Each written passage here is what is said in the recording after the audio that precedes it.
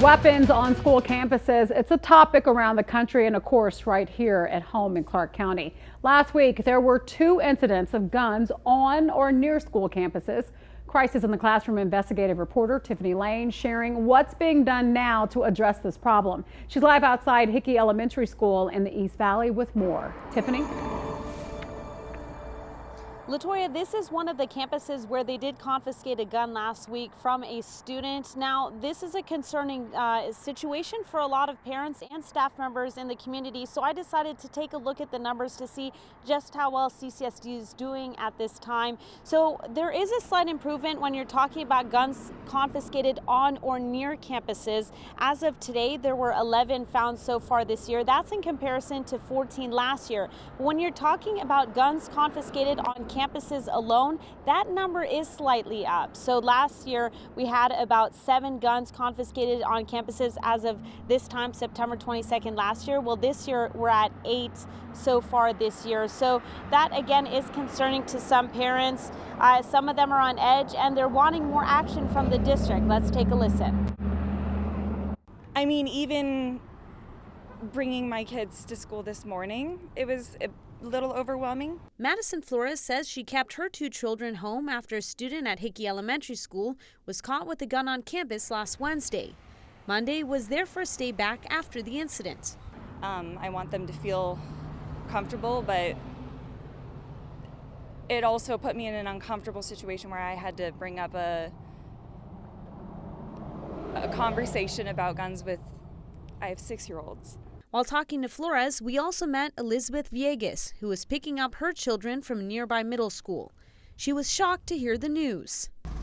Well, now I'm concerned because I heard about the high school, but the elementary one, I'm really concerned about things with the kids nowadays. Also last Wednesday, a long gun was confiscated off property near a school. That one was involving an adult. And on September 12th, a student was arrested after police confiscated a gun at Cimarron Memorial High School. We spoke with parents picking their children up after the lockdown was lifted.